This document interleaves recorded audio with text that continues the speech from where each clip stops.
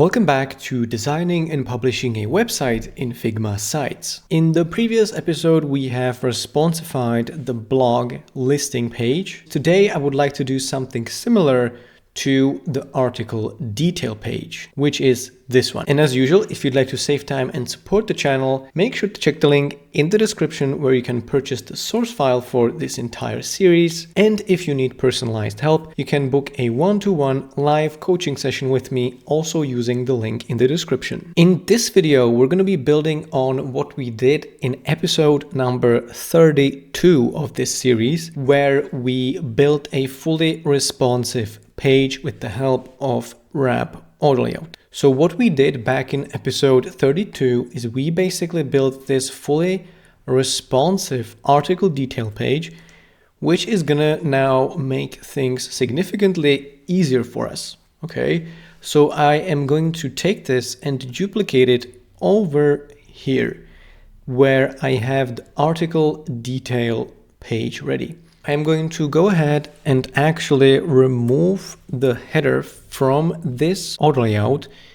And then I'm also going to actually just take this whole auto layout and do Command Shift G. This is going to keep just the actual content. Okay. What I'm going to do next is actually remove the headline from the article detail page. So delete. And then I am going to add some padding on top of this auto layout. We need there to be a gap between the header and the content, which means that we need to add slightly more than 60. So why don't we add actually to this content, to this main auto layout, why don't we add on the top padding 60 plus 32. Okay, now let me take this whole thing and actually enlarge it to the full width and then do Command X, select this desktop breakpoint and Command V or Control V if you're on Windows. Now the next thing I need to do is actually make sure it is fixed to the side so that when we scale the auto layout, there's actually some responsiveness going on, some responsive behavior. So what I'm going to do is I'm going to go over here to the position setup and do left plus right. And then I'm going to do 0 and 0. Okay. You can see that something's already happening on the tablet and mobile breakpoints. That's good. And the next thing I'm going to do is actually ensure that all the text is linked to a text style. So when I go one by one, here I have Enter Bold 16 with an A button. That is going to be a paragraph text. Let's see if that change propagated across all sizes. It appears it did. So I'm going to do bold actually. And then I'm going to do category. That should be already linked. Then this text over here, by the way, I'm clicking Command, holding down Command and clicking elements. That's how you select elements directly. And I'm going to select tagline. And then for this headline, that's going to be H1. For this gentleman right here, his name, that's going to be paragraph bold. For his position, that's going to be just paragraph. And then the text, that should all be already linked, except for this quote. I think I'm going to leave that unlinked for now. But this, let me go actually to the quote. Let me go to the quote component. I'm going to change this style to be tagline and then return to the instance. Perfect. And now this is also linked and this headline needs to be linked to H2. And then I am going to also, actually, I already edited these text objects on the component level, so I don't really need to redo that again. Something similar with the footer, I believe. So that's okay. And now I am going to select the tablet and mobile breakpoints and change the appearance mode to mobile and watch what happens to the fonts. The fonts change size, and that is because of this structure where the font styles have a variable linked in the size definition. And if you're curious how that works and how we achieved this, go and check out episode 54 of this series, where I explain in detail how to achieve this and what are the mechanics using variables. Perfect. Now, what I need to do is select the whole desktop breakpoint, do Shift A, and then this is going to turn the whole layout to auto layout. I am also going to go ahead and do 0 on the spacing, and I will set the height to HUC contents. This also needs to happen for the main auto layouts. I'm just going to show the main auto layout has the HUC contents enabled. And on tablet, I'm going to remove the spacing as well. No spacing. And we can now take a look at how this actually works. So before I do that though, I'm going to select the main auto layout and do fill container, and make sure that's the case on all the other breakpoints. It appears that it is. So when I launch the preview and change the size, you can see that it is actually somewhat responsive. I am saying somewhat because these articles seem to be responsive. That's okay. Although I want to maybe do something about this behavior actually. Then the text and the quote and so on, that's also responsive. That's okay. But we have something going on here. Again, we ran into this issue multiple times. So what I'm thinking is that we could actually redo this element. But otherwise, I think this is pretty good. All right. The header is not working very well. Let's be honest. So let's go ahead and fix all of these issues. First of all, the header. We need to make sure that the position of the header is sticky on all the breakpoints, right? So first of all, sticky. This is going to ensure that when we actually scroll this page, you can see that it stays in place. But at the same time, it needs to be above the content. So what this means is probably I'm going to go and do absolute position first. And then after I do absolute position, then I'm going to do sticky. This should ensure that the header is on top of those elements, which it currently isn't. So let me actually go ahead and change that. So when I do command left bracket on with the menu selected, now right bracket, you can see that now it appears to be working and the header is above the content in terms of the Z index. Okay. Next up would be actually making sure it is sticking to both sides. So when I now launch the preview, you can see that when I resize, this behavior of the header is not ideal. So I'm going to change that. I'm going to do left and right, 0, 0, and then on top, right, in terms of constraints. Then on tablet, I'm going to make sure it's the same. Left and right, top 0, 0, sticky. And same on mobile, left and right, top 0, 0, sticky. Let's launch the preview. And if we test the behavior of the header, this is actually what we need the header to look like. Okay, perfect.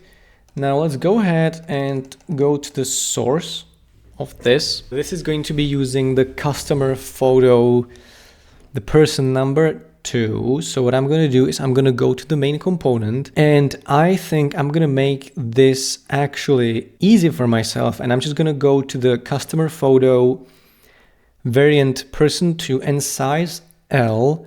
And I'm going to just select the image fill and do command C. I'm going to copy this. Okay. And then I'm going to return to the instance, and I am going to grab my ellipse tool by pressing O, clicking once, and then changing the size to 64 and 64. Then what I'm going to do is do command V. This is going to paste in the image fill. And finally, I'm going to do, with this ellipse selected, I'm going to rename that to author avatar and do command X on the whole thing, select this component and do command shift R. And now we should get a proper photo behavior, right? This is better. Okay, so now you can see that the responsive behavior is actually very close to ideal, I would say. We got the changing font sizes, we got the responsive header, we also got a fully responsive article. And what I think remains to be done is, first of all, let me change the spacing on this component. I'm going to do 96. But, no, sorry, that's not a component, that's a normal layout, but on this section, that's what I meant. And on these, on the tablet and mobile, I'm going to do 48 actually. And then I am going to grab the articles container and do enter.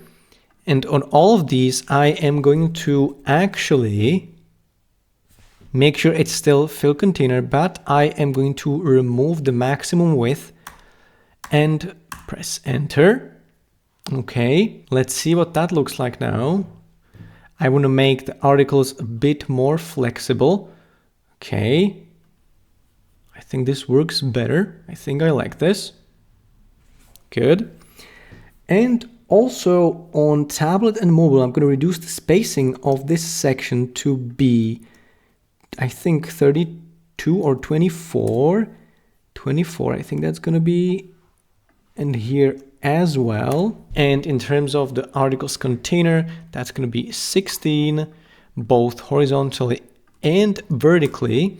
Okay, again, as I say, you need to make the spacings and font sizes and overall dimensions on tablet and mobile versions a bit more compact.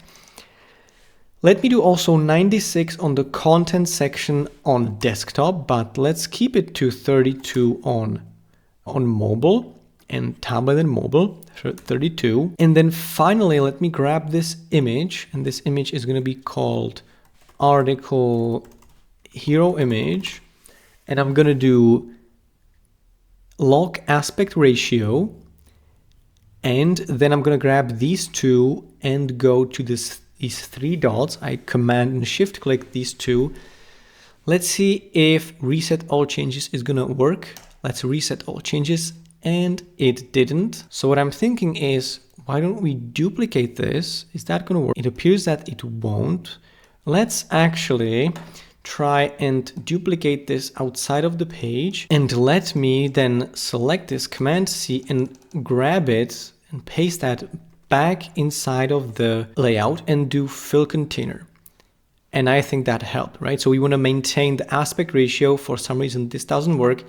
So I'm going to then rearrange this. I'm going to move this to the very top and remove the initial version. And now we got a fully responsive image. Okay, let's see the preview. Let me grab the edges and shrink the layout. Now the image is perfectly responsive. Okay, let's see if we can do something about these spacing. So instead of 48, I'm going to do actually 32 and 32 here as well. Okay, on the article container, 32 in terms of spacing. Again, we want to make it more compact, and let's see what that looks like now.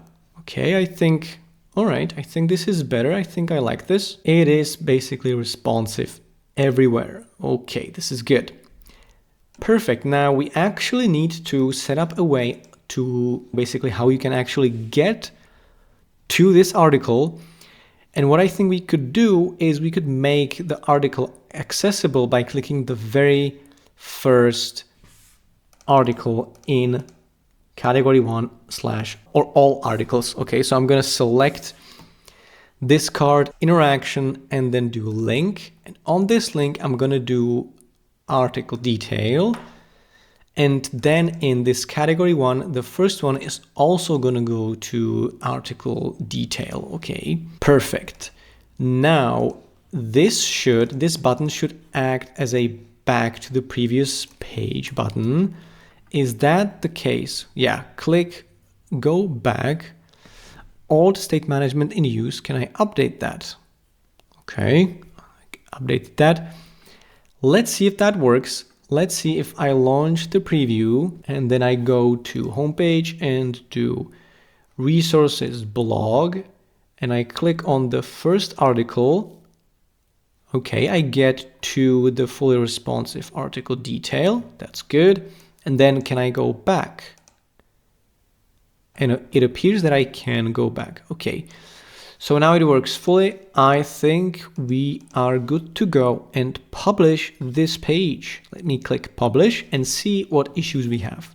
24 issues to review, and let's see if there are any other besides accessibility. It appears that they are not, which for now is not critical. So I'm gonna update the page. Let me update the page, and we are published. Now when I go ahead and refresh my page, I can go to resources, blog, and then I can go to the first article, and I'm on article detail.